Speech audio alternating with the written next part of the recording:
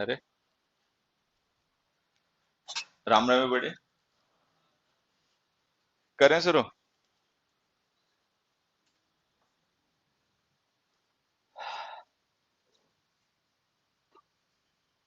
एक क्वेश्चन पूछना जा रहा हूँ किसे। क्या कर रहा है? ऊपर बैठ के पढ़ेगा? हाँ, खींच लो, नीचे वो आ जाएगा। चेयर पे खड़े हो जाओ, चेयर पे खड़े होकर खींच लो।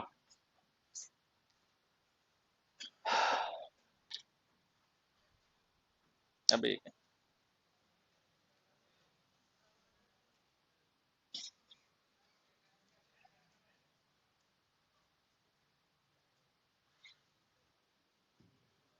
नहीं नहीं, फिर से करो, कोशिश करो, रुक जाएगा वहां पे, एक बार करना। हाँ, यहीं पे। नहीं रुक रहा।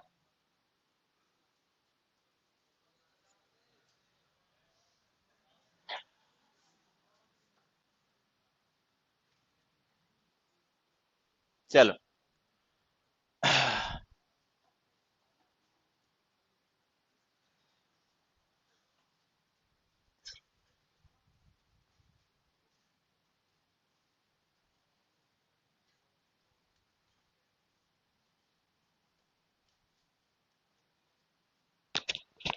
हरि ओम प्रभु।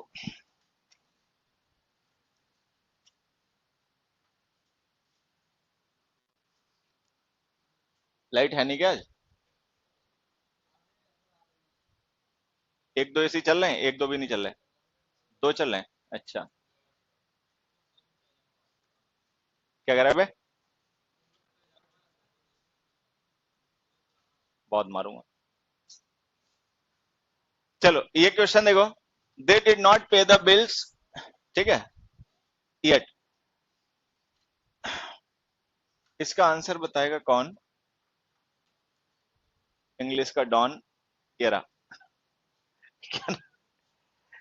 एक इंग्लिश के पहले सर थे मुखर्जी नगर में, आजकल तो नहीं है, पहले पढ़ाते थे यहाँ पर। तो उनके पैम्पलेट्स होते थे ना, उनमें यही लिखा था, लिखा होता था, इंग्लिश सिखाएगा कौन, इंग्लिश का डॉन। और फिर अपना नाम लिख देते थे। अरे क्या आदमी हो यार। बताओ चलो। हाँ। हाँ, क्या मतलब?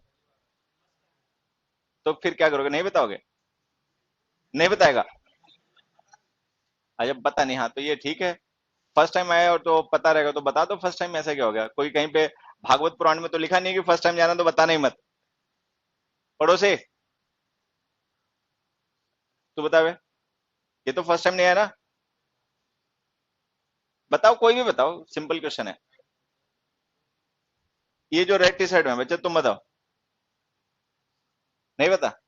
बहुत मुश्किल क्वेश्चन है, तो रॉकेट साइंस का क्वेश्चन है ये। पढ़ो से। नहीं पता? पढ़ो से। पढ़ो से।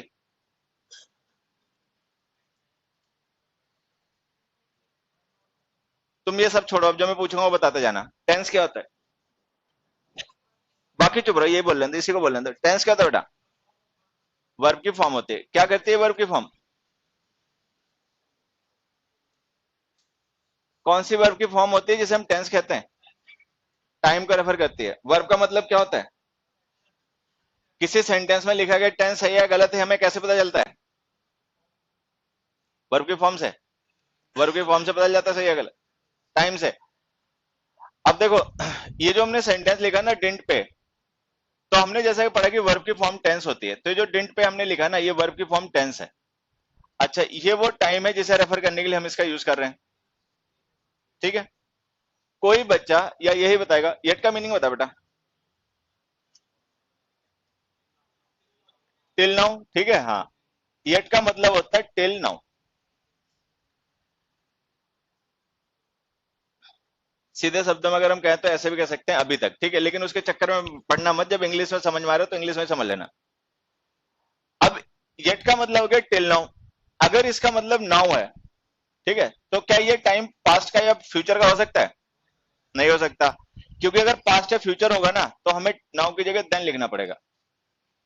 पास्ट और फ्यूचर जो होते हैं वहां पे नाउ की जगह देन का यूज किया जाता है। तो अगर हम नाउ लिख रहे हैं तो इसका मतलब जिस टाइम को हम रेफर कर रहे हैं वो टाइम प्रेजेंट है या पास्ट? प्रेजेंट है। तो इससे ये पता चल गया कि वो जो हमने लिख रखा है ना सेंटेंस, उसमें टेंस गलत यूज हो गया। क्योंकि अगर येट का मतलब टिल नाउ होता है तो वो टेंस हमारा वहां पे पास्ट का हो नहीं सकता। तो वो डिड नॉट पे जो पास्ट इंडेफिनिट लिखा है ना वो गलत है। एक छोटी सी बात अभी और समझनी है, ये जो हम टिल लिख रहे हैं, तुम में से जो बच्चे जानते हो वो ठीक है, जो नहीं जानते मैं उन्हें बता देता हूं। ये प्रीपोजिशन डेडलाइन को रेफर करने के लिए लिखी जाती है, टाइम की डेडलाइन। जैसे नाउ है ना, टाइम हो गया तो हमने उस टाइम को डेडलाइन बना दिया। डेडलाइंस जो होती हैं उनका रिलेशन होता है कंप्लीशन से, क्योंकि डेडलाइन एक ऐसा पॉइंट होती है जहां पे आके एक्शन कंप्लीट हो जाता है।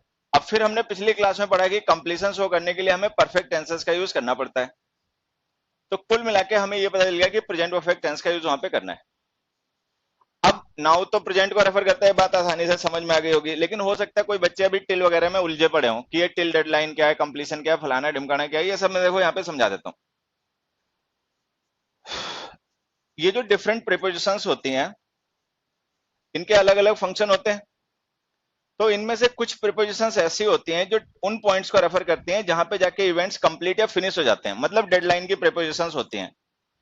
फिलहाल में जो अभी हमें समझनी है वो एक तो ये टिल है और बाई है, और एक टू है, अप टू है। टिल और बाई जो है ना ये प्रीपोजिशन है टाइम की, टू और अप टू जो है ये प्रीपोजिशन है स्पेस की।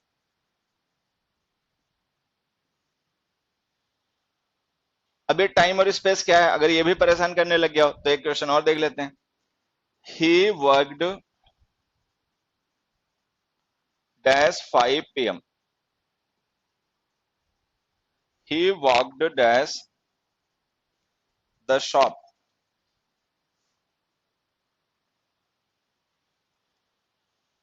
ये दोनों हमें ब्लैंक्स फिल करने हैं, ऑप्शन टिल और टू हैं। देखो तो एक बार, ये भैया सोचने वाले क्वेश्चन नहीं, बहुत आसान है। टिल या टिल 5 PM है, to 5 PM? Till. He walked till the shop या to the shop? To the shop. अब देखो जो शॉप है ना ये पॉइंट होता है स्पेस में, शॉप स्पेस का पॉइंट है। 5 PM स्पेस का पॉइंट है या टाइम का? टाइम का। तो अगर हमें टाइम के पॉइंट्स को रेफर करना है तब तो बाई या टिल यूज करना, स्पेस के पॉइंट्स को रेफर करना हो तो टू या अप टू यूज करना। अभी जो टिल और टू लिख रहे हैं ना इनके थ्रू हम कहना क्या चाह रहे हैं वो भी समझ लेना। ये जो पर्सन वॉक कर रहा है ना इसने वॉक करना जारी रखा शॉप तक, शॉप आ गई इसकी वॉकिंग बंद हो गई, इसका मतलब ये है। इसी तरीके से अगर हम लिख रहे हैं वर्क टिल 5 PM तो इसने कैसे काम किया लेकिन 5 बजे काम बंद। तो मैं जो कह रहा हूं वो ये कि बाई और टिल प्रीपोजिशन हम यूज करते हैं तब जब हमें टाइम के एक ऐसे पॉइंट को रेफर करना हो जहां पे जाके एक्शन कंप्लीट हो जाता है। अच्छा, जो एक्शन कंप्लीट होते हैं उनके लिए हमें परफेक्ट टेंसेस का यूज करना पड़ता है। ठीक है, तो बात बड़ी आसान है, लेकिन इस तरीके से चूंकि देखने की धीरे धीरे आदत पड़ पाएगी तब तक अपना समझ लेना, बस रिवीजन करते रहना जो पढ़ाया जा रहा है उसका। हाँ भैया, अप टू भी लिख सकते हैं बच्चे, वो जैसे बाई लिख सकते हैं अप टू भी लिख सकते हैं। फिलहाल में वो हम डिस्कस करेंगे, प्रीपोजिशन हम पढ़ नहीं रहे, हम कंजंक्शन पढ़ रहे हैं। ठीक है, वो कंजंक्शन टेंस पढ़ रहे हैं। अब एक छोटी सी बात जो मुझे लगती है तुम्हें पूछनी चाहिए थी, फिलहाल में किसी ने पूछी नहीं। अगर ये कंप्लीशन हो गया है तो फिर हमने परफेक्ट टेंस क्यों नहीं लिखा, पास्ट इंडेफिनिट क्यों लिखा है? भाई हमने पढ़ा कि अगर हम टिल लिख रहे हैं तो इसका मतलब वो टाइम का वो पॉइंट है जहां पे जाके एक्शन कंप्लीट हो गया। अगर एक्शन कंप्लीट हो गया तब तो परफेक्ट टेंस लिखना चाहिए था, लेकिन हमने तो पास्ट इंडेफिनिट लिख रखा है। पास्ट परफेक्ट क्यों नहीं लिखा?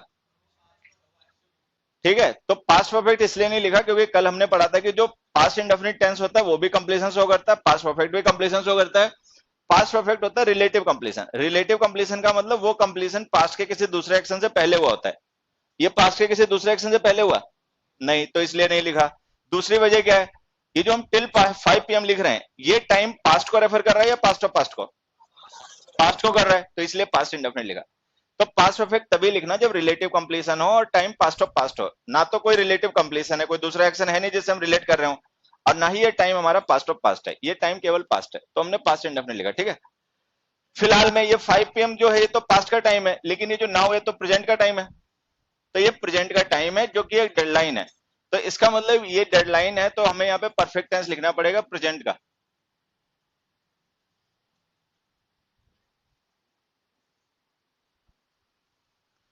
तो इसको ऐसे लिखो, they have not paid the bill yet. गर्मी तो कुछ ज्यादा हो गया, उसको चाय के लिए मना करके रहने दे, कोल्ड ड्रिंक नहीं पीनी चाहिए। चलो यहाँ देखो, अगर इस सेंटेंस में येट नहीं लिखा होता तो ये सही होता या गलत होता? तब भी अगर हम केवल इतना लिखें दे डिड नॉट पे द बिल, तो सही है गलत? तो सही है। तो इससे हमें क्या समझ में आया? Time decides the tense. इससे हमें यह समझ में आया कि टाइम डिसाइड्स द टेंस। अगर हम येट ना लिखें तो वो सही है, येट लिखते हैं तो वो गलत है। येट लिख दोगे तो उसका मतलब टिल ना हो जाएगा, प्रेजेंट परफेक्ट टेंस लिखना पड़ेगा, ठीक है। अब ये जो कॉन्सेप्ट हमने छोटा सा डिस्कस कर लिया है, इसी कॉन्सेप्ट पर डिस्कस मतलब एक बेस्ट पेपर में क्वेश्चन आया, क्वेश्चन देखना क्या था। Don't is called him as he was with me up till now.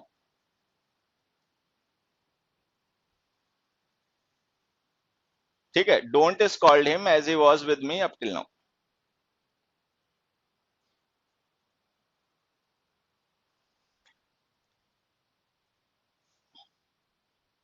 अब एक चीज समझना, ये जैसे टू से अप टू प्रिपरेशन बन गई, इसी तरीके से टिल से एक प्रिपरेशन बन गई है अप टिल। हालांकि अप टिल अब मॉडर्न इंग्लिश में यूज नहीं होती है, लेकिन ये वैसे ही समझ लेना, जैसे टिल है वैसे ही अप टिल है। ठीक है, जैसे टिल टाइम के लिए यूज होती है वैसे अप टिल भी टाइम के लिए यूज होती है। तो ये हमने अप टिल नाउ लिख दिया, तो ये हमारी प्रेजेंट का पॉइंट हो गया, प्रेजेंट की डेडलाइन हो गई। तो हमें प्रेजेंट परफेक्ट टेंस लिखना पड़ेगा, लेकिन ध्यान से देखना ये टेंस है कौन सा? Past indefinite. ये जो वॉज है ना, ये यहाँ पे वर्ब है या हेल्पिंग वर्ब? वर्ब है। कौन सी फॉर्म की वर्ब है? Second form. बी की सेकेंड फॉर्म होती है ना वॉज वर्ब।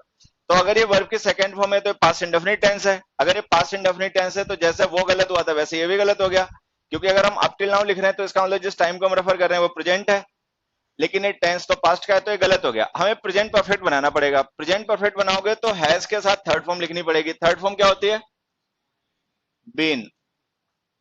तो ये आंसर है। तो हमें इसको ऐसे लिखना पड़ेगा, don't is called him as he has been with me up till now. अब फिर से एक बार समझ लेना, अगर वो अप टिल नाउ ना लिखा हो तो वो सही हो जाएगा।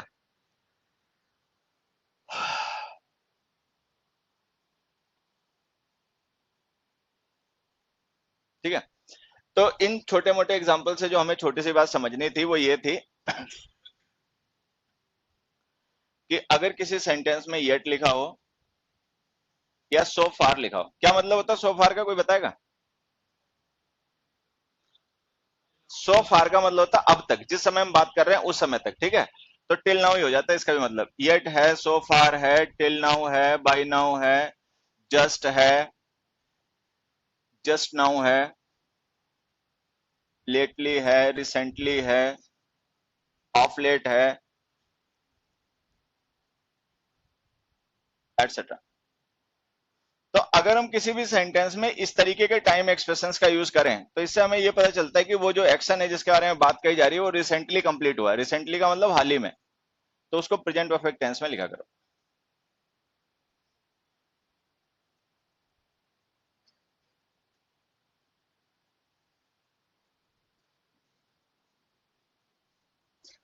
तो पास्ट प्रेजेंट परफेक्ट टेंस का हम यूज करते हैं उन एक्शंस के लिए जो रिसेंटली कंप्लीट हुए हैं, उनको प्रेजेंट परफेक्ट टेंस में लिखा करो।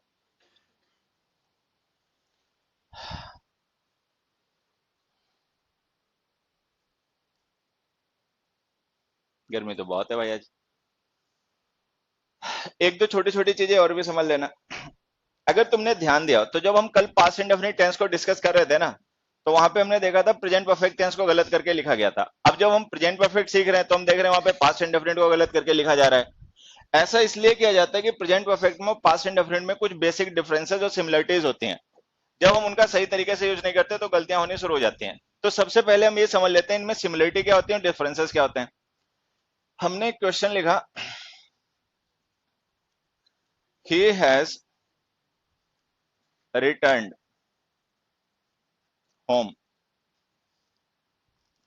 और हमने लिखा ही रिटर्न्ड होम। ये पास्ट इंडेफिनिट टेंस है, ये प्रेजेंट परफेक्ट टेंस है, कौन सा सही है ये बताओ?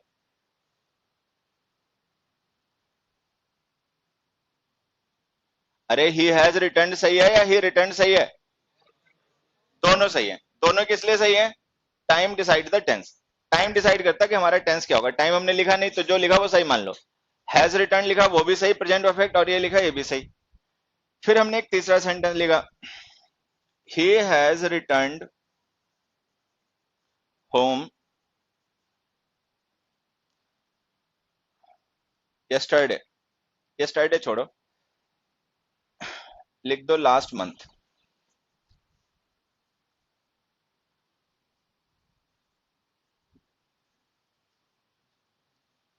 He has return home last month. सही है गलत? गलत है। अब हमने टाइम लिख दिया लास्ट मंथ, तो अगर टाइम लिख दिया तो टेंस को टाइम के अकॉर्डिंग यूज करना पड़ेगा। तो टाइम तो पास्ट का है लास्ट मंथ, अगर टाइम पास्ट का है तो टेंस प्रेजेंट का गलत हो गया। ठीक है, तो सबसे पहले तो ये समझना कि टाइम डिसाइड द टेंस। अगर हम कोई टाइम ना लिखें तो जो भी टेंस होता है वो जनरली सही हो ही जाता है। प्रेजेंट परफेक्ट लिखोगे वो भी सही है, पास्ट इंडेफिनिट लिखोगे वो भी सही है। जब हमने टाइम लिख दिया लास्ट मंथ तो ये गलत हो गया। अब इसी बात को दूसरे एंगल से देखते हैं। मान लो हमने यहाँ पे टाइम ना लिखा हो, लेकिन क्या हम ये मान सकते हैं दोनों एक्शन सेम टाइम में हुए होंगे? मतलब क्या हम ये मान सकते हैं कि ये दोनों ही एक्शन मार्च 2019 में हुए हैं?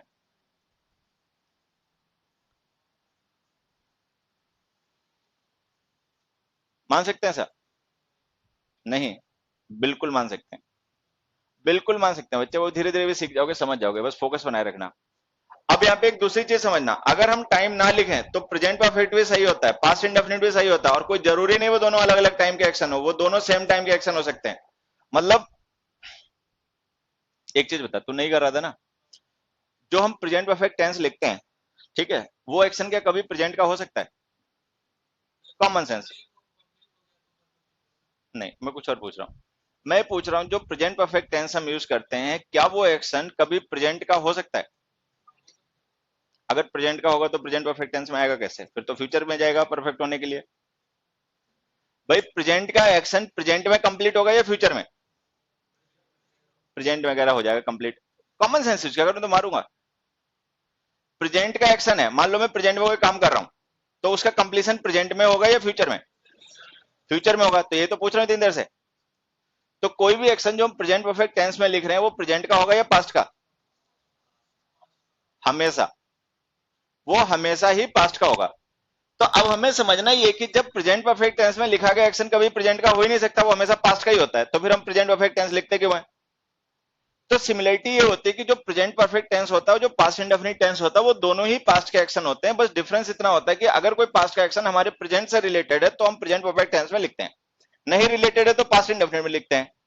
अच्छा, अगर टाइम लिख दोगे तो टेंस हमेशा टाइम के अकॉर्डिंग लिखना पड़ेगा, अगर टाइम ना लिखा जाए तो जो चाहे लिख दो, वो दोनों सही होते हैं। अच्छा, प्रेजेंट परफेक्ट टेंस हम उस एक्शन के लिए भी लिख सकते हैं जो पास्ट में 2 दिन पहले हुआ, 2 साल पहले हुआ, 1000 साल पहले हुआ, उससे कोई फर्क नहीं पड़ता। बस हमें यह देखना होता है क्या वो एक्शन प्रेजेंट की किसी सिचुएशन से रिलेटेड है। अगर है तो प्रेजेंट परफेक्ट टेंस में लिखना। अब एक चीज देखो, मान लो कोई पर्सन है, अब्रॉड गया था, ठीक है, और तुम मुझसे मिलना चाह रहे हो, ठीक है, तो अगर तुम मुझसे मिलना चाह रहे हो और तुम मुझसे पूछ रहे हो क्या वो वापस आ गया है, अब मैं उसको मिलने जाऊं या ना जाऊं, तो मैं तुमसे क्या कहूं? ही हैज रिटर्न होम या ही रिटर्न होम? हैज रिटर्न पता है क्यों लिखना पड़ रहा है? क्योंकि जो प्रेजेंट में तुम्हारा मिलने वाला एक्शन है ना, वो इस पे डिपेंड कर रहा है। तो तुम प्रेजेंट में उसको क्यों मिल पा रहे हो? क्योंकि वो वापस आ गया। अब वो वापस कब आया? आज आया, कल आया, परसों आया, पिछले साल आया, वो छोड़ो, आ गया, बस इतना काफी है। तो कोई भी एक्शन जो प्रेजेंट में हो, अगर उसको पास्ट का कोई एक्शन इफेक्ट कर रहा हो, तो वो पास्ट का एक्शन हमेशा प्रेजेंट परफेक्ट टेंस में लिखा करो। मैं जो समझाना चाह रहा हूं ना, इसके लिए एक एग्जांपल यूज कर लेते हैं। He is happy because he won the first prize।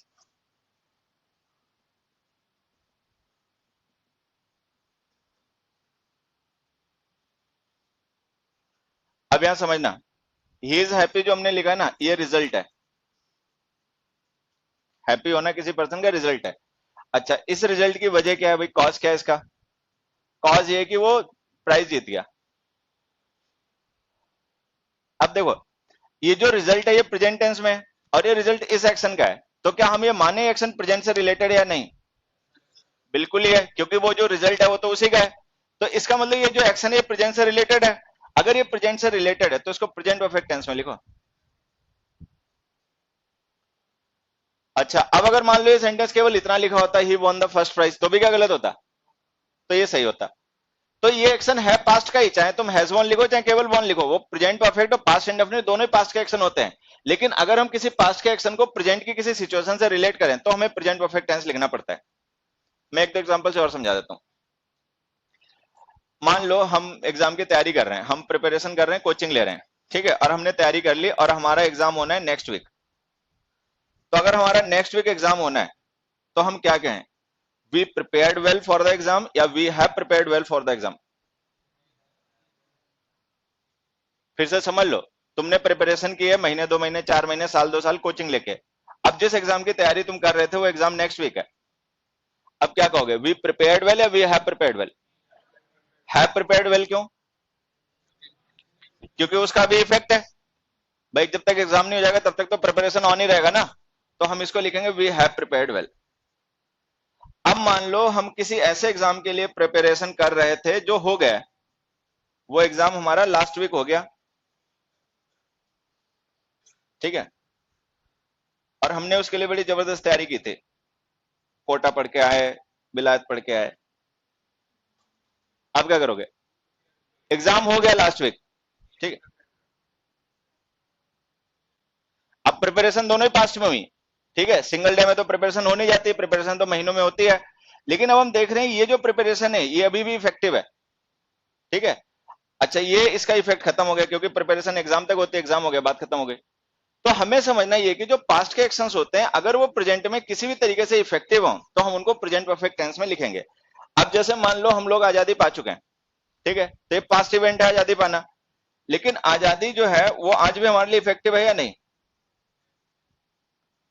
जो आज से 70 साल पहले काम हुआ, क्या वो आज हमारे प्रेजेंट को इफेक्ट कर रहा है या नहीं? बिल्कुल कर रहा है। आजाद होने की वजह से हम अपनी मनमर्जी का काम धंधा कर पाते हैं, जहां चाहे वहां सेटल हो पाते हैं, ठीक है।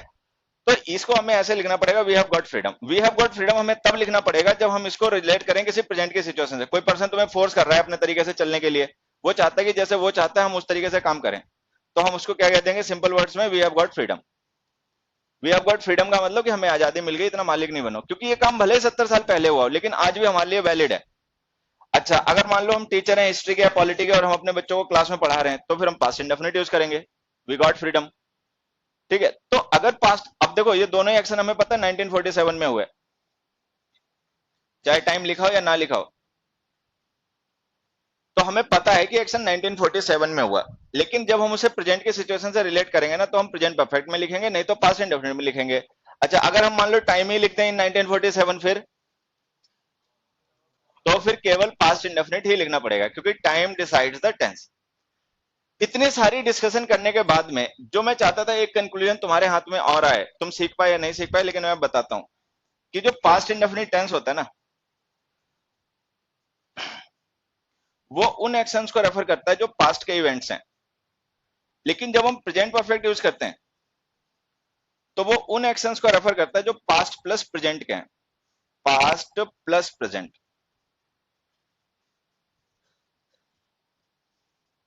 ये डिफरेंस होता है इन दोनों में। जो पास्ट इंडेफिनिट टेंस होता है वो पास्ट के टाइम को रेफर करता है, जो प्रेजेंट परफेक्ट होता है वो पास्ट प्लस प्रेजेंट को रेफर करता है, मतलब वो टाइम केवल पास्ट नहीं होता, पास्ट के साथ साथ उसमें प्रेजेंट भी इंक्लूडेड होता है।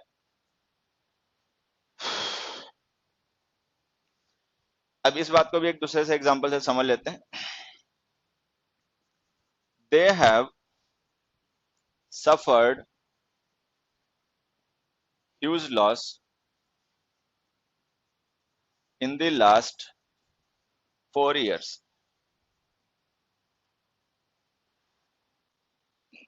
अब हमने लिखा दे हैव, एक मिनट,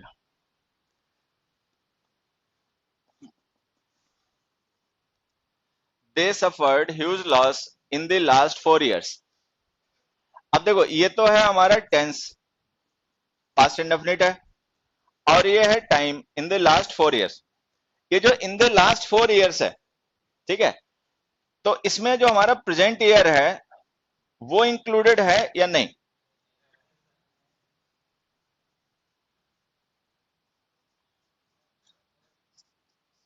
देखो मैं जो सुनना चाह रहा हूं, मतलब पूछना चाह रहा हूं वो ये है कि जब हम इन द लास्ट 4 years कहेंगे तो हम 2018 टू 2015 रेफर कर रहे हैं, 2019 टू 2016? 19 टू 16। क्योंकि हम प्रेजेंट में मतलब बैक जहां भी जाएंगे या फॉरवर्ड जाएंगे तो प्रेजेंट के पॉइंट से ही जाएंगे, रेफरेंस टाइम हमेशा प्रेजेंट का होता है। तो अगर हम इन द लास्ट 4 इयर्स कह रहे हैं तो इसका मतलब हम ये 4 इयर्स बैक जा रहे हैं अपने प्रेजेंट ईयर से। तो इसका मतलब ये जो हम टाइम लिख रहे हैं इन द लास्ट 4 इयर्स, इसमें तो हमारा प्रेजेंट का ईयर भी इंक्लूडेड है। तो ये टाइम पास तो हुआ नहीं, ये तो हो गया पास्ट प्लस प्रेजेंट। अगर ये टाइम पास्ट प्लस प्रेजेंट हो गया तो इसके लिए जो तुम टेंस लिखोगे वो क्या होगा? Present perfect. प्रेजेंट परफेक्ट तो ऐसे लिखना पड़ेगा। तो हमें ये ऐसे लिखना पड़ेगा, they have suffered huge loss in the last 4 years. अब मैं इसी सेंटेंस को थोड़ा सा चेंज कर देता हूं और ऐसे लिख देता हूं, they have suffered huge loss last year.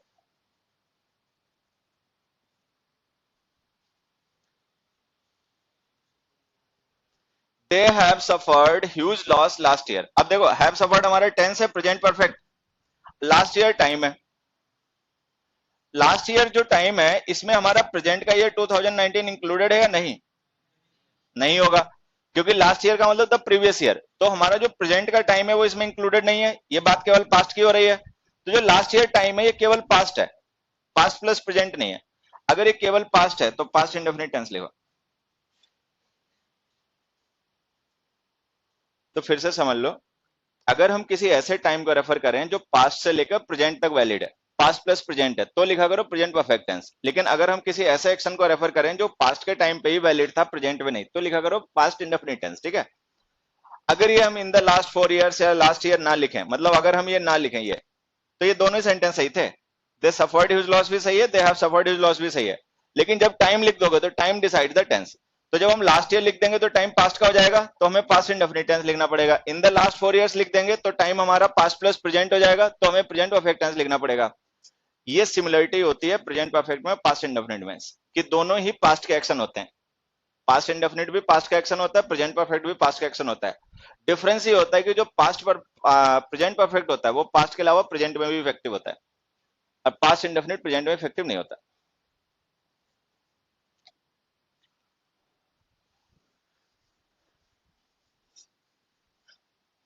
इसी बात को एक दो एग्जांपल से और समझ लेते हैं।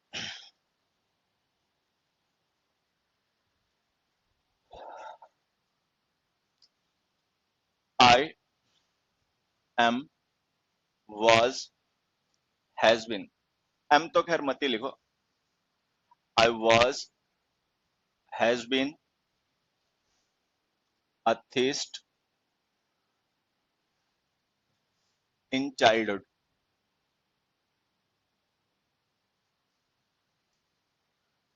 आई वॉज, हैज लिख दिया, एक minute, have been a theist throughout my life.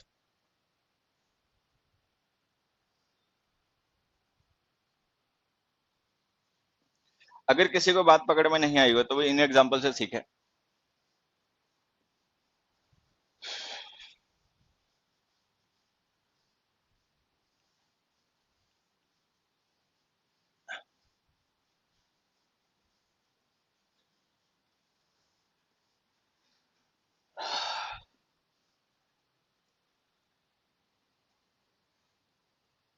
देखो, ये पास्ट इंडेफिनिट है, ये प्रेजेंट परफेक्ट है, ये पास्ट इंडेफिनिट है, ये प्रेजेंट परफेक्ट है, और ये वो टाइम है जिसके लिए हम इन टेंस का यूज कर रहे हैं, in childhood through out my life. ये पर्सन जो ये बात कह रहा है वो जिंदा होगा या नहीं? कैसे पता तुम्हें जिंदा होगा? स्पीकर है बेटा, स्पीकर है इसलिए जिंदा होगा, क्योंकि आई जो होता है ना वो स्पीकर होता है, क्योंकि डेड आदमी तो ये बात कह ही नहीं पाएगा। तो अगर हम ये लिख रहे हैं आई, तो इसका मतलब ये बात जो कह रहा है वो स्पीकर कह रहा है, तो स्पीकर तो जिंदा ही होगा। तो ये जो थ्रू आउट माई लाइफ है, इस टाइम को तुम क्या मानोगे, पास्ट या past plus present? Past plus present. तो अगर ये टाइम पास्ट प्लस प्रेजेंट हुआ तो कौन सा टेंस? ठीक है, प्रेजेंट परफेक्ट। इन चाइल्डहुड जो टाइम है इसे क्या मानोगे, जो बात ये कह रहा है बच्चा होगा? अगर बच्चा होगा तो उसको कहने नहीं पड़ेगा इन चाइल्डहुड, और अगर वो इन चाइल्डहुड कह रहा है तो इसका मतलब फिर ये बच्चा है नहीं। तो चाइल्डहुड इसका कौन सा टाइम हो गया?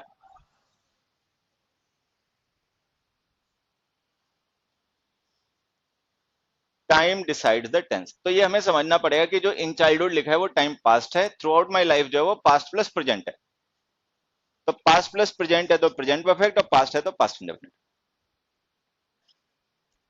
फिर हमने एक नाइन्थ क्वेश्चन लिखा, he was has been a theist throughout his life. अब देखो फिर से वही है, ये पास्ट इंडेफिनिट है, ये प्रेजेंट परफेक्ट है, और ये टाइम है।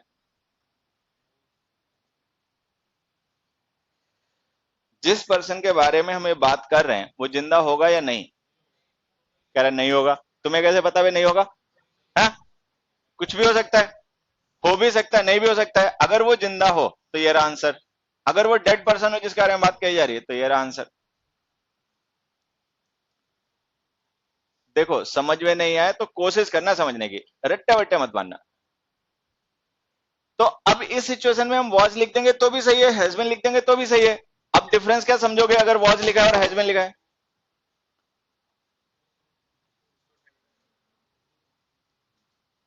अगर हम वॉज लिखेंगे तो हम ये मान के चलेंगे कि ये पर्सन डेड है, through out is life past हो जाएगा। क्योंकि अगर हम पास्ट इंडेफिनिट लिखेंगे तो इसका मतलब ये जो लिखा गया टाइम है ये पास्ट है, पास्ट होने का मतलब ये पर्सन डेड है।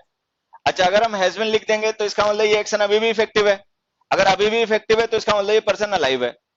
तो जो टेंस होता है ना वो बहुत सी चीजों को एक्सप्रेस करता है, वो केवल मीनिंग ट्रांसलेशन नहीं होता, उससे दुनिया भर की चीजें हमें पता चल जाती हैं। हैज बीन लिखोगे तो पता चल जाएगा आदमी जिंदा है, वॉज लिखोगे तो पता चल जाएगा डेड है। तो वॉज लिखेंगे तो टाइम पास्ट हो जाएगा, हैज बीन लिखेंगे तो पास्ट प्लस प्रेजेंट हो जाएगा।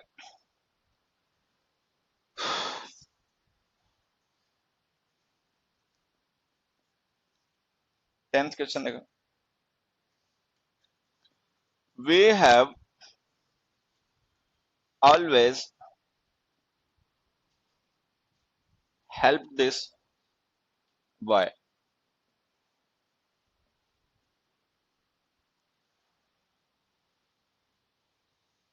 We have always help this boy, सही है गलत? सही या गलत? गलत है। क्या करेंगे सही हो जाए? वी ऑलवेज हेल्प, ठीक है हाँ, और क्या? अच्छा, अगर ऐसे लिखते हैं we have help this boy, क्या तो भी सही हो जाएगा? अगर हम we have help this boy लिख दें तो क्या तो भी सही हो जाएगा? तो भी सही हो जाएगा। We have always help this boy गलत है या सही है? अब जिनको समझ में नहीं आ रहा वो समझे, ये दोनों ही सही है, ये भी सही है और ये भी सही है।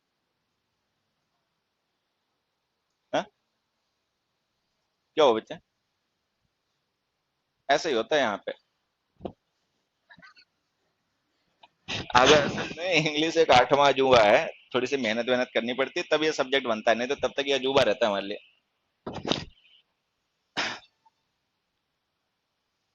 अब देखो मैं समझाता हूँ ये दोनों सही क्यों है। कोई पर्सन आया तुम्हारे पास मदद मांगने के लिए और तुमने उसकी मदद कर दी, तो ये रहा sentence we have help this boy. जब हम ये लिखेंगे ना we have help this boy, तो हमें इसे मानना पड़ेगा सिंगल इवेंट, एक ऐसा इवेंट जिसकी अकरेंस सिंगल है, एक हुई घटना, एक बार हुआ इवेंट है। अच्छा, लेकिन ऐसा ना हो, मतलब ये सिंगल इवेंट ना हो, ऐसा हो कि हमने उस पर्सन को पहले भी कई बार हेल्प किया, आज से पहले भी। अब क्या करोगे? मल्टीपल अकरेंस, मतलब सिंगल इवेंट नहीं है, ये मल्टीपल इवेंट्स हैं। अब क्या करोगे? यही लिखना पड़ेगा we have always help him. तो अगर हम we have always help him लिख रहे हैं ना तो ये तो भी सही है, तब हमें ये मानना पड़ेगा मल्टीपल अकरेंसेस।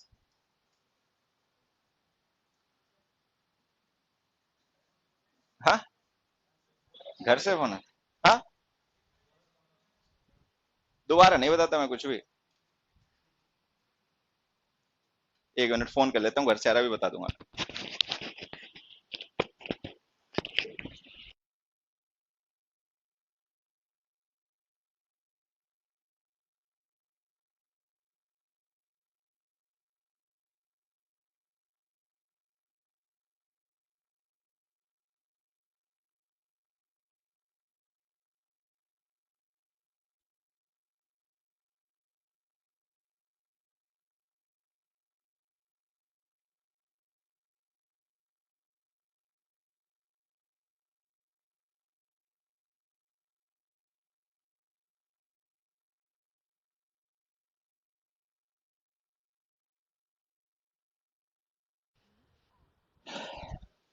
हाँ भैया, हाँ बेटा, डिफरेंट, फ्रीक्वेंट, और बिल्कुल फ्रीक्वेंट हो जाएगा तभी तो सही होगा। लेकिन बेटा ये frequent action past to present का है ना, हम पास्ट टू प्रेजेंट को रेफर कर रहे हैं। अभी हमने क्या पढ़ा, प्रेजेंट परफेक्ट टेंस किस टाइम को रेफर करता है, जो पास्ट टू प्रेजेंट का है। अब मान लो पास्ट का पॉइंट ये है और प्रेजेंट का पॉइंट ये है, इस बीच में केवल एक एक्शन हुआ, तब तो एक सिंगल इवेंट है, हमने लिख दिया वी हैव हेल्प्ड हिम। लेकिन अगर मान लो ये जो काम हुआ है उसकी मदद करने वाला, ये इससे पहले भी कई बार हुआ। अब तो मैं समझा देता हूं, असल में जनरली हम ये माने बैठे होते हैं कि ऑलवेज नेवर इंडेफिनिट लिखा है तो केवल प्रेजेंट परफेक्ट टेंस होगा, ठीक है। असल में वो सही होता है, लेकिन जब तुम्हारा टाइम केवल पास्ट और प्रेजेंट हो तो फिर प्रेजेंट परफेक्ट टेंस ही लिखा करो, ठीक है। वो भी समझ में आ जाएगा, मेरे को एक्सप्लेन तो करने दो, काय परेशान हो रहे।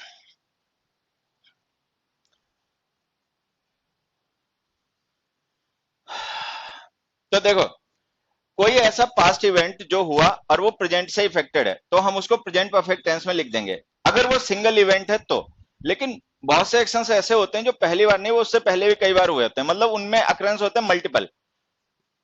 जब हम पढ़ रहे थे कल टेंस या परसों जब भी पढ़ रहे थे, तो हमने शुरुआत में ये पढ़ा था कि जो प्रेजेंट परफेक्ट टेंस होता है और मतलब परफेक्ट और कॉन्टिन्यूअस टेंस होते हैं वो डेफिनेट एक्शन होते हैं, उनका टाइम डेफिनेट होता है, यही पढ़ा था ना।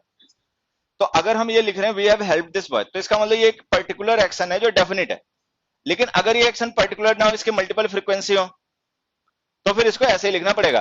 तो ये जो हमने दोनों लिखे ना, दोनों ही सही है। अब हमें समझना क्या है कि जब हम किसी एक्शन को लॉन्ग पास्ट से रिलेट करते हैं, लॉन्ग पास्ट का मतलब वो प्रेजेंट, अभी रिसेंट पास्ट में भी हुआ, प्रेजेंट परफेक्ट टेंस में लिखा हुआ है, लेकिन वो उससे पहले भी बहुत बार हुआ, तो फिर वो प्रेजेंट परफेक्ट टेंस में ऑलवेज नेवर के साथ लिखना पड़ता है। तो ये जो हम लिख रहे हैं ये भी सही है और ये भी सही है, इन दोनों के मीनिंग अलग अलग है, वो अपना समझ लो। ये एक सिंगल इवेंट है और ये मल्टीपल बार, मतलब बहुत बार हुआ इवेंट है, तो ये भी सही, ये भी सही। अब इस पे बेस्ड पेपर में क्वेश्चंस कैसे आते हैं हमें ये समझना है। हमने एक सेंटेंस लिखा, this is not the first time he always, always क्या ऑफन लिख दो चाहे तो, ही often comes late.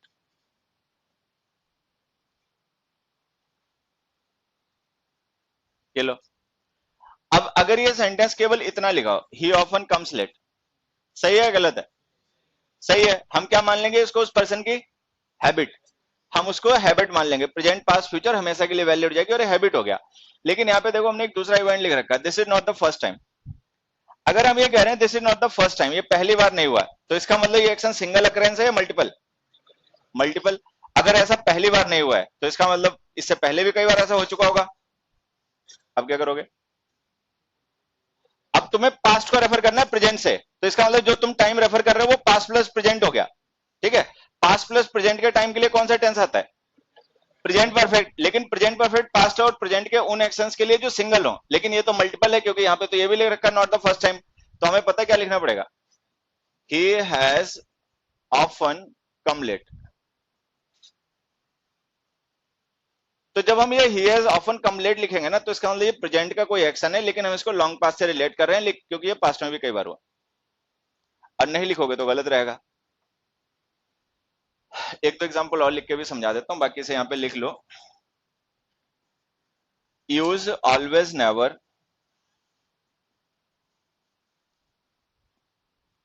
with present perfect tenses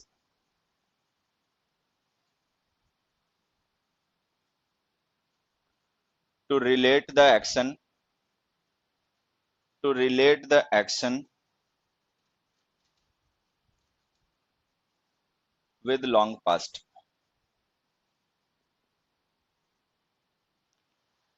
present perfect tense में ऑलवेज नेवर का यूज किया करो उस एक्शन को लॉन्ग पास्ट से रिलेट करने के लिए। अगर ऑलवेज नेवर नहीं लिखोगे तो ये पता नहीं चल पाएगा कि एक्शन फ्रीक्वेंट है और बहुत बार हुआ इवेंट है। एक और देखना, this is not the first time that he has come late. This is not the first time that he has come late, अपने आप सही करो। This is not the first time that he has come late.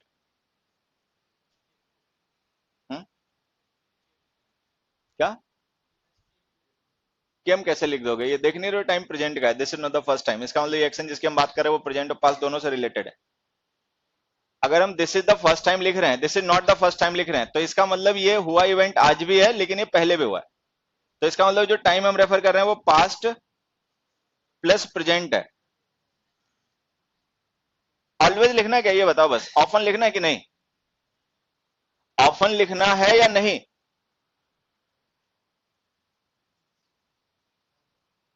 तो बताओ, often लिखे हैं छोड़े? हाँ, लिख दें? नहीं लिखना है। अब यहां पे पता है ऑफन क्यों नहीं लिखना है, जब यहां पे लिखा तो वहां पे क्यों नहीं लिख रहे? वहां पे नहीं लिखने की वजह पता क्या है, ये स्टेटमेंट 1 है और ये स्टेटमेंट 2 है और दोनों एक ही सेंटेंस है, दोनों एक ही सेंटेंस है। अब तुम में से जो बच्चे जानते हो तो ठीक है, जो ना जानते हो आगे हमेशा ध्यान रखेंगे, ये जो सेमी कॉलन होता है ना, फुल स्टॉप होता है। फुल स्टॉप का मतलब ये एक सेंटेंस है और ये एक सेंटेंस है, दोनों सेंटेंस का कॉन्टेक्स्ट कॉमन है, मतलब कॉमन कॉन्टेक्स्ट का सेंटेंस है, इसीलिए हमने फुल स्टॉप ना लगा के सेमी कॉलन लगा दिया।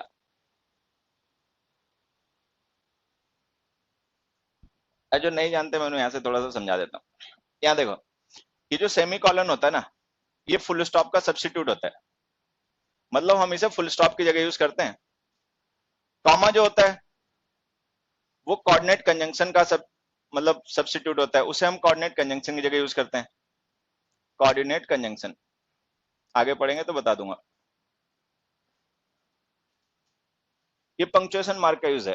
देखो, जैसे हमने बहुत से नाउन लिखे या कुछ भी लिखा, A and B and C and D and E, तो मान लो ये 5 एलिमेंट्स हैं और हमें इन 5 एलिमेंट्स को कनेक्ट करना है, तो कनेक्ट करने का काम कंजंक्शन करता है, तो हमने सब जगह एंड लिख दिया। लेकिन ये बाहियात लगता है देखने में, तो हम क्या करेंगे, लास्ट वाला एंड लिखा रहने देंगे, बाकी जगह लिख देंगे कॉमा।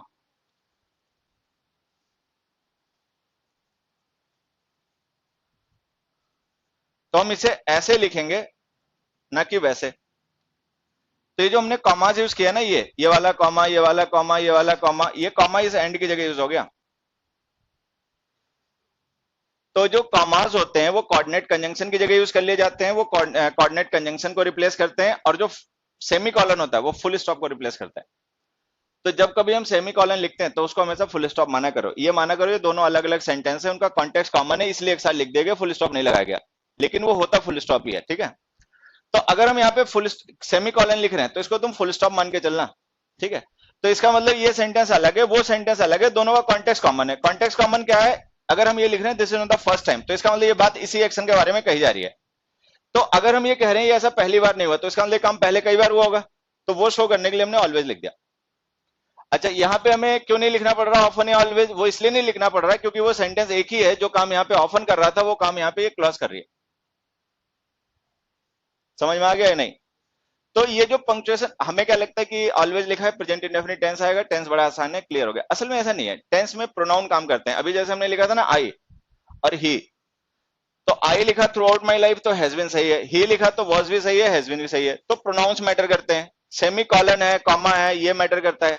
हालांकि मैं तो जो जरूरी होगा वो डिस्कस करता रहूंगा, बाकी तुम अपना रिवीजन रिवीजन करोगे नहीं करोगे वो देखते रहना, ठीक है। मैं फिलहाल में अपनी तरफ से छोड़ता नहीं कुछ।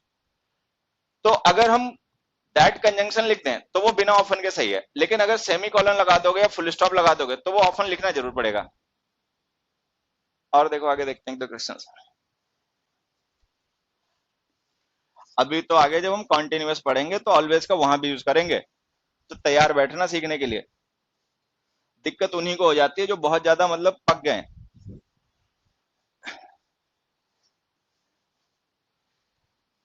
अब हमने क्वेश्चन लिखा 12th।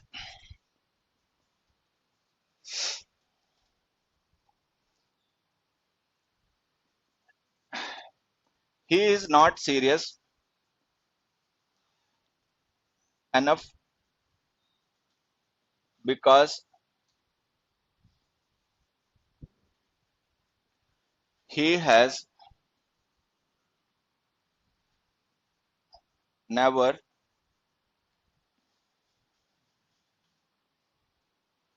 faced any problem before.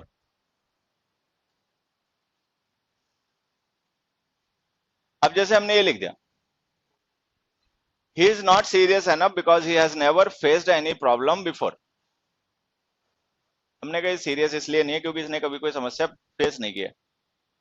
जो भर भुगत लेता है ना, एक तो एग्जाम फेल हो लेता है, वो सीरियस हो जाता है। अब एक चीज देखना, प्रेजेंट परफेक्ट टेंस है और हमने इसमें नेवर लिख दिया। प्रेजेंट परफेक्ट टेंस में अगर हम नेवर लिख रहे हैं या ऑलवेज लिख रहे हैं, ऑफन लिख रहे हैं या सेल्डम लिख रहे हैं, तो इसकी क्या वजह होती है? अबे अगर हम प्रेजेंट परफेक्ट टेंस में ऑलवेज, नेवर, सेल्डम, ऑफन लिख रहे हैं तो इसकी क्या वजह होती है? उस एक्शन को लॉन्ग पास्ट से रिलेट करना होता है। ये बताना होता है कि केवल रिसेंट पास्ट का एक्शन नहीं है, वो उससे पहले भी कई बार हुआ होगा, ये बताने के लिए। तो अगर वो काम पास्ट से रिलेट करने का ये नेवर ही कर रहा है, तो फिर ये बिफोर क्यों लिख रहे हो? तो तुम्हारा गलत हो गया। तो बिफोर गलत है, उसको हटा लो और केवल ऐसे लिखो, he is not serious enough because he has never faced any problem. तो नेवर का मतलब समझ लेना, नेवर का मतलब past plus present.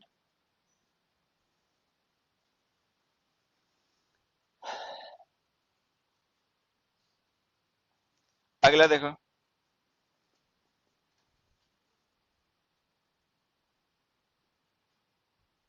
he is rather tense because he has never faced such a problem.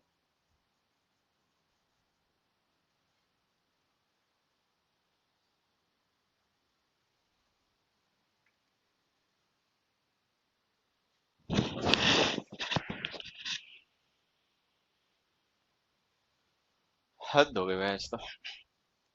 He is rather tense, हमने कहा ये आदमी कुछ ज्यादा ही टेंस है, ठीक है, because he has never face such a problem. ये जो पर्सन टेंस है, ठीक है, जो टेंशन में है, अब इसने प्रॉब्लम फेस कर ली कि अभी भी नहीं करी? चलो खैर, टेंशन में होना जो है, इसकी वजह क्या होगा? प्रॉब्लम को फेस करना है नहीं करना? वाह भाई, ये तो तुम्हारी फिलॉसफी है। अबे इतने हिले हुए हो क्या? आदमी टेंशन में कब होता है? जब प्रॉब्लम हो या जब नहीं हो तो इसका मतलब ये प्रॉब्लम में है पर्सन या नहीं है? लेकिन कुछ ज्यादा ही टेंस है। ज्यादा टेंस होने की वजह क्या है? पहली बार प्रॉब्लम फेस कर रहा होगा, पहले नहीं कभी की होगी। तो ये जो हम नेवर लिख रहे हैं, ये नेवर निगेशन किसका कर रहा है? पास्ट का या प्रेजेंट का? केवल पास्ट का। पास्ट में इसने कभी प्रॉब्लम फेस नहीं की है, लेकिन प्रेजेंट में तो प्रॉब्लम फेस ही कर ली होगी। तो अगर नेवर का यूज केवल पास्ट के टाइम के लिए करना है, प्रेजेंट के लिए नहीं, तो फिर बिफोर वापस लिख लो।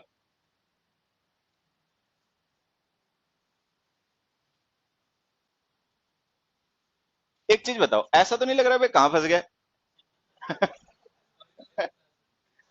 कभी कभी क्या, शुरू में 3 हफ्ते लगेगा। हाँ, एक ये, एक अगला, एक उसके बाद। जब तक कंडीशनल नहीं खत्म हो जाता तब तक यही लगता है सबको। लेकिन ये सही होता है, मतलब इसमें कोई गड़बड़ नहीं होती। जिसको समझ में आ गया वो राइट ट्रैक चला गया, जिसको नहीं समझ में आया वो तो वैसे उलझा पड़ा है।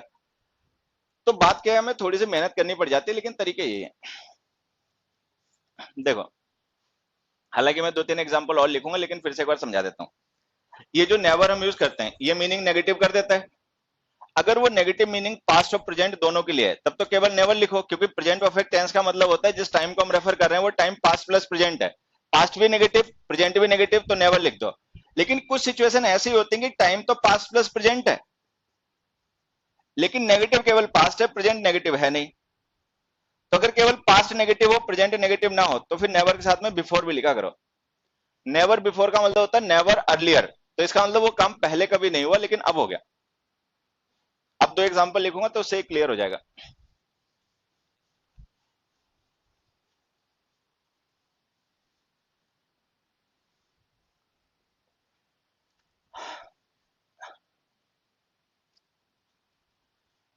I have never watched a movie before. This is first time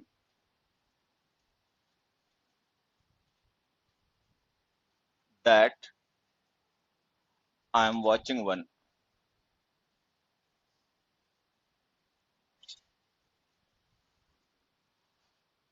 ठीक है। दूसरा, I have never watched a movie but I shall watch one tomorrow.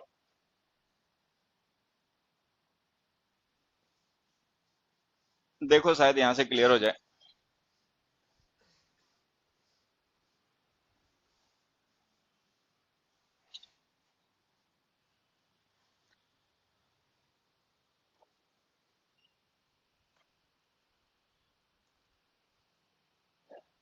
अब जैसे हमने लिखा, I have never watched a movie before, this is the first time that I am watching one, and I have never watched a movie but I shall watch one tomorrow.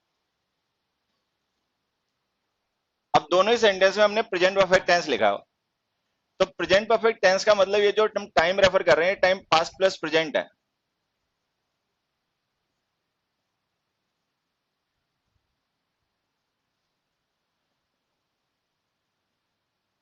ठीक है। अच्छा, दोनों में हमने नेवर लिख रखा है। Never का मतलब ये एक्शन जो है उसको हम नेगेटिव कर रहे हैं कि हमने पास्ट में प्रेजेंट में कभी नहीं किया। वास्तव में ये जो फर्स्ट वाली सिचुएशन है, इसमें ये पर्सन पास्ट में भी कभी मूवी नहीं देख पाया, प्रेजेंट में भी नहीं देख पाया, ऐसा है क्या? पास्ट में नहीं देखी, प्रेजेंट में तो देख ही रहा बैठा हुआ। तो अगर ये पास्ट को ही नेगेटिव करना है, प्रेजेंट को नहीं नेगेटिव करना है, ठीक है, तो ये जो बिफोर है ना, ये सही है। ठीक है। अच्छा, मुझे वहां पे बिफोर लिखना नहीं था, चलो वो सही लिख गया पहले से। अब हमने लिखा, I have never watched a movie but I shall watch one tomorrow. ठीक है। तो इसने ये जो मूवी नहीं देखी, वो प्रेजेंट में या पास्ट में, या केवल पास्ट में नहीं देखी? दोनों में नहीं देखी, क्योंकि इसका मूवी देखना प्लान है टुमारो के लिए। तो इसका मतलब ये एक्शन पास्ट के लिए नेगेटिव है, प्रेजेंट के लिए नेगेटिव है, तो फिर बिफोर लिखने की जरूरत नहीं है, वो नेवर दोनों को निगेट कर देगा। तो जब नेवर का नेगेटिव इफेक्ट केवल पास्ट के लिए हो, प्रेजेंट के लिए ना हो, तब नेवर के साथ में लिखा करो बिफोर। अगर नेवर का नेगेटिव इफेक्ट पास्ट और प्रेजेंट दोनों के लिए हो, तो बिफोर मत लिखा करो, वो पास्ट परफेक्ट, जो प्रेजेंट परफेक्ट टेंस होता है वो पास्ट और प्रेजेंट दोनों को रेफर करता है, तो वो दोनों ही नेगेटिव हो गए। तो इस पर्सन ने मूवी ना प्रेजेंट में देखी ना पास्ट में देखी, इसने पास्ट में नहीं देखी लेकिन प्रेजेंट में देख रहा है, तो इसलिए हमने नेवर का बिफोर लिख दिया। अगला देखें।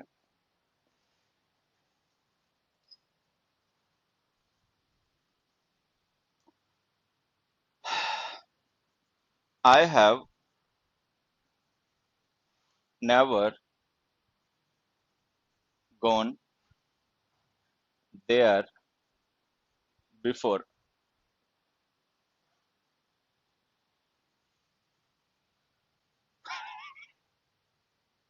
ये सेंटेंस है क्या? अगर गलत हो तो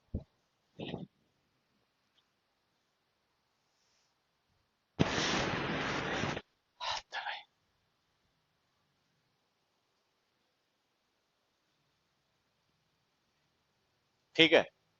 ये पर्सन अब वहां जा चुका है या नहीं? अब जा चुका है,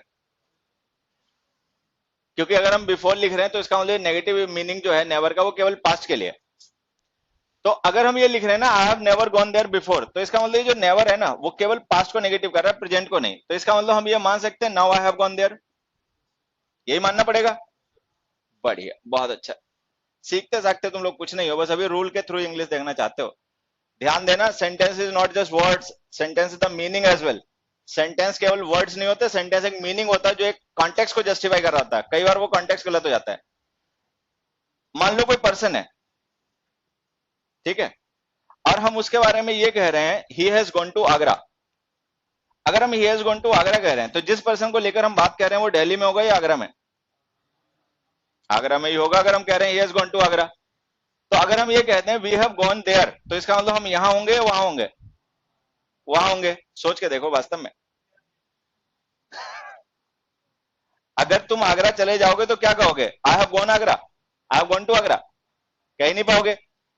क्योंकि जब तुम आगरा पहुंच जाओगे तब गॉन इसलिए नहीं कह पाओगे क्योंकि तुम वहीं पर हो, तो उसके लिए तुम्हें क्या करना पड़ेगा? Come. I have come to Agra ही कहना पड़ेगा ना, गो तो कह नहीं पाओगे। गो कब कह पाओगे? जब तुम दिल्ली में हो। लेकिन अगर तुम दिल्ली में हो तो ये कह क्यों दोगे I have gone to Agra?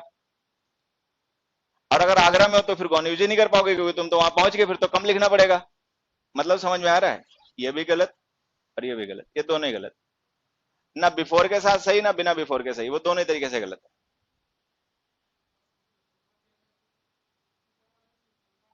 तब भी गलत बेटा। असल में वो एरर बिफोर की नहीं, वो किसी और चीज की, वो धीरे धीरे आ जाएगी पकड़ में। अब पता है यहाँ पे मैं समझना क्या है? देखो, जैसे कोई पर्सन है, वो कहीं चला गया, तो उसके लिए हम गो वर्ब का यूज कर लेंगे। लेकिन अगर वो पर्सन कोई और नहीं, हम खुद ही हैं, तब तो हम गो यूज ही नहीं कर पाएंगे अपने लिए, क्योंकि हम जहां जाएंगे हमारा ओरिजिनल पॉइंट वहीं होगा। होता क्या है कि अगर हम यहाँ हैं और कोई दूसरा पर्सन अवे है, हमसे दूर है, तो हम उसके लिए गो यूज करेंगे। लेकिन अगर हम खुद अपनी बात करें तो गो यूज ही नहीं कर पाओगे। तो पता है हमें क्या लिखना पड़ेगा? बी। बी लिखो, बी। मान लो कोई ऐसा पर्सन है, कहीं चला गया, गो। कहीं से आ गया, कम। कोई ऐसा है गया और घूम के आ गया, तो उसके लिए बीन लिखा करो, बीन। तो ये सेंटेंस तब सही होगा जब हम इसे ऐसे लिखें, I have been to Agra. अब ध्यान देना, बीन का मतलब विजिटेड होता है। जब हम प्लेस को रेफर करने के लिए बी की फॉर्म का यूज करते हैं, तो इसका मतलब होता है विजिटेड। तो अब हम ऐसे लिखते हैं, I have been to Agra. ठीक है, तो ये सही है।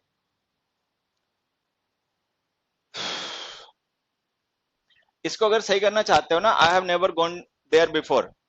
ठीक है, या मान लो मैं देयर ना लिख के गॉन टू आगरा लिख देता हूं। ठीक है, अगर हम ऐसे लिखते हैं, I have never gone to Agra before, और तुम इसे सही करना चाहते हो, तो इसको सही करने का तरीका पता है क्या है? गॉन की जगह बीन लिख दो, एक कम लिख दो, तो ये सही हो गया। I have never come to Agra before. अब जब हम नेवर बिफोर लिख देंगे, तो इसका मतलब हम पास्ट में कभी आगरा नहीं आए, लेकिन अब हम आगरा में, तो ये सही हो जाएगा। अच्छा, अब मान लो अगर हम बिफोर के बगैर इसे लिख दें, I have never come to Agra, तो सही है गलत? तो गलत, क्योंकि अगर तुम I have never come to Agra लिखोगे, तो इसके लिए तुम्हें आगरा में होना चाहिए। लेकिन अगर तुम आगरा में होगे और हैव नेवर कम लिख दोगे, तो इसका मतलब ना एक्शन पास्ट में होना, प्रेजेंट में हुआ। तो कम वो कह पाएगा जो आगरा में है, तो उसको या तो बिफोर लिखे, और नहीं तो ये लो ऑप्शन गलत। तो ये समझ लेना, थोड़ा सा ट्रिकी मामला है, लेकिन मैं चाहता हूं कि हमें इंग्लिश को इस एंगल से देखने का मतलब सलीका हो, हमें इंग्लिश इस एंगल से देखने की आदत पड़ जाए। अब चाहे वो इस एग्जाम्पल से पड़ जाए, चाहे अगले एग्जाम्पल से पड़ जाए, चाहे इस हफ्ते में समझ में आ जाए, चाहे अगले हफ्ते में समझ आ जाए, लेकिन हमें देखने की आदत ये डालनी है। मीनिंग और ट्रांसलेशन पे और रूल्स पे भरोसा कम, कॉन्टेक्स्ट पे ज्यादा। बीन का मतलब बेटा विजिट होता है। बीन का मतलब होता है जैसे हम गए, वहां से वापस आ गए। नाउ बीन कौन से वाला? I have been to Agra. I have never come to Agra, I have never been to Agra before. हाँ बिल्कुल सही हो जाएगा। बीन से कोई फर्क नहीं पड़ता ना कि तुम यहां हो या वहां हो। तो हमें गो की जगह बीन लिखना पड़ेगा, और ये अपना ध्यान देना कि गो की जगह बीन लिखा करो फर्स्ट पर्सन के साथ में। क्या ये पॉसिबल है कि मैं घर जा चुका हूँ, ट्रांसलेशन हम ऐसे कहते हैं, I have gone to home? देखो एक बार सोच के देखो, मैं तुम्हें कितनी बुक दिखा दूंगा जिनमें ये लिखा होता है, लेकिन ये बिल्कुल इलॉजिकल है, मतलब पॉसिबल ही नहीं किसी तरीके से। I have gone to home हम लिख ही नहीं सकते। या तो बीन लिखो, और नहीं तो कम लिखो। गॉन तो पॉसिबल ही नहीं है, क्योंकि जब तुम गो यूज करोगे तो तुम घर पे होने नहीं चाहिए। अच्छा, घर पे हो तो फिर गो यूज नहीं कर पाओगे, फिर कम यूज करना पड़ेगा, वही आगरा वाली कहानी। लेकिन हम लोग हिंदी ट्रांसलेशन मारते हैं, मैं घर जा चुका हूं, I have gone to home सीधा लिख बैठे, अब खोपड़ी यूज नहीं करते। तो ऐसी बहुत सी चीजें हैं जो हम ग्रामर के हिसाब से सही यूज कर रहे होते हैं, लेकिन वो कॉन्टेक्स्ट के हिसाब से गलत होती हैं। आज धीरे धीरे आदत पड़ जाएगी ना, तो इस आदत का बड़ा फायदा मिलता है। हमें बहुत से रूल नहीं याद करने पड़ते, बहुत से एक्सेप्शन नहीं याद करने पड़ते, वो हमें अपने आप समझ में आने शुरू हो जाते हैं।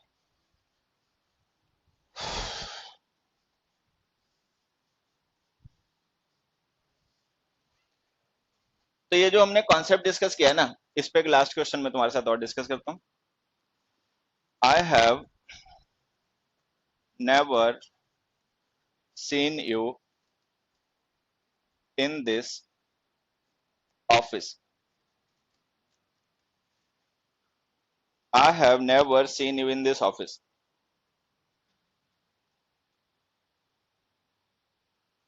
हैव नेवर सीन, फिर से समझ लेना, जब हम हैव या मतलब प्रेजेंट परफेक्ट टेंस लिखते हैं, तो इसका टाइम होता है पास्ट प्लस प्रेजेंट। एक हमें ये बात ध्यान रखनी है हमेशा। दूसरी जो इससे भी इंपॉर्टेंट बात ध्यान रखनी वो ये कि अगर हम नेवर का यूज कर देंगे प्रेजेंट परफेक्ट टेंस में, तो वो जो नेगेटिव मीनिंग है वो पास्ट के लिए भी होगा और प्रेजेंट के लिए भी होगा। तो इसका मतलब ना वो काम पास्ट में हुआ ना कभी प्रेजेंट में हुआ। सोच के देखो, क्या ये वास्तव में प्रेजेंट में नहीं हुआ? प्रेजेंट में तो हो ही गया होगा, क्योंकि जिस पर्सन से हम कह रहे हैं वो हमारा लिसनर है और हम उसी ऑफिस में उससे बात कर रहे हैं। तो इसका मतलब ये नेवर जो है इसका नेगेटिव मीनिंग केवल पास्ट के लिए है, प्रेजेंट पास्ट दोनों के लिए है? केवल पास्ट के लिए। अगर नेवर का यूज केवल पास्ट के लिए कर रहे हो तो फिर बिफोर के साथ लिखा करो।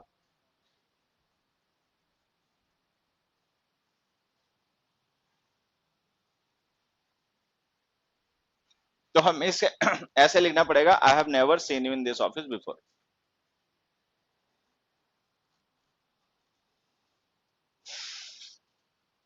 चलो खैर, कुल मिला के ये हमने यहाँ पे देखो, मैं फिर से एक बार समझा देता हूँ। जो भी हमने पिछले 1 घंटे में सीखा भी वो ये कि प्रेजेंट परफेक्ट और पास्ट इंडेफिनिट दोनों पास्ट के एक्शन होते हैं। प्रेजेंट परफेक्ट जो होता है वो पास्ट प्लस प्रेजेंट होता है, ठीक है।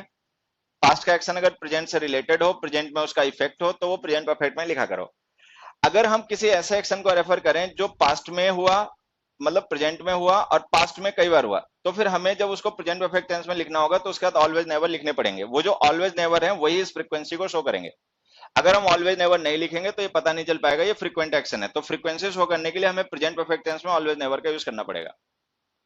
जब हम नेवर का यूज करेंगे प्रेजेंट परफेक्ट में तो वो पास्ट और प्रेजेंट दोनों को नेगेटिव कर देगा। लेकिन कुछ सिचुएशन ऐसी होते हैं जिनमें केवल पास्ट नेगेटिव होता है, प्रेजेंट नहीं नेगेटिव होता, तो वहां पे नेवर के साथ में बिफोर भी लिखा करो। तो छोटे छोटे कई कॉन्सेप्ट है, वो अपना रिवाइज कर लेना, वो समझ में आ जाएंगे।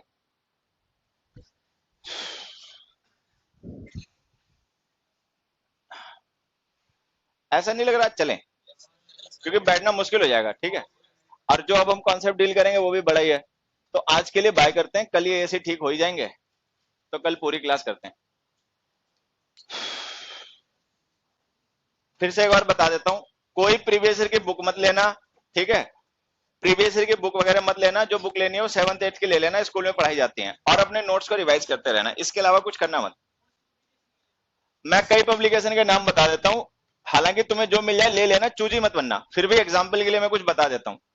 जो इंग्लिश, मतलब जो यहाँ पे दिल्ली में स्कूलों में चलती हैं बुक जिन पब्लिकेशन की, रत्ना सागर, प्राची, होली फेथ, सुल्तान चंद, सृजन, ऑक्सफोर्ड, कॉर्डोवा,